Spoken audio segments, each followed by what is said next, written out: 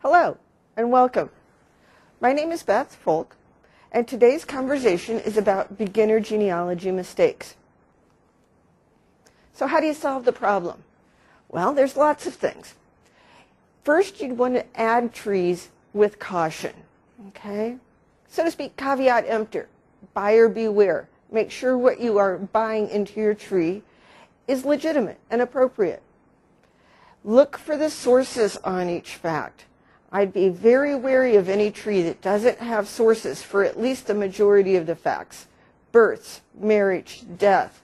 If it's just a tree with a bunch of names and dates, I'd be very hesitant to add it to my own tree without doing the background research. Common sense is very much our friend here. Ask yourself, does this make sense? Okay? Are these the right people? Do the dates sync up? Do the names sync up?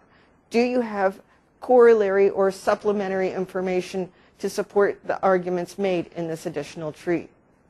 And certainly compare it to your research. You know what you've done, okay? You're the authority on your tree. You know where you may have lapses or may need sufficient information, or where you know the information is rock solid. Make that comparison and absolutely positively verify all the information independently. Now I realize that takes more time, it's slower, it takes more effort.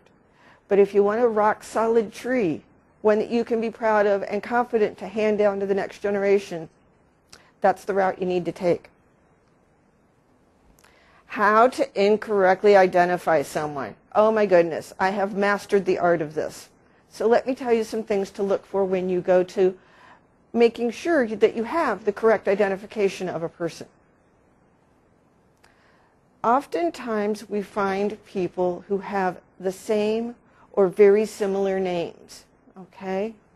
Certainly it comes into play when you run into common surnames, Smith, Jones, that sort of thing. But surprisingly it happens when you have less common names. I can't tell you how many times I've been surprised at seeing similar names in the same community, in the same town.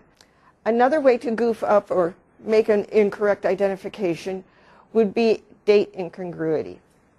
If you find where you have a record that implies a person is a parent at the age of 7, common sense might say that's not necessarily correct. One of the things I ran into doing genealogy early on is I had children that were born after the parents died. Okay, something's wrong there. So that should be a big flag to investigate further. I'm going to give you a little bit of examples about how you can further understand and solve the problems of incorrect identification. This is a wonderful book that I found. It's called American Given Names. Okay? It gives you the etymology or the history of the name. And if you'll take a look at the top, it will give you the gender of the name. Lynn and Lynn, male and female.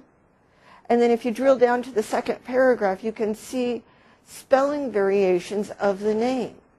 So if you have an ancestor named Lynn, you might also want to be aware for their name to occur as Donalyn, Bonalyn, Jacqueline, Judy Lynn, etc., etc. It branches out your thinking so you can find the appropriate name.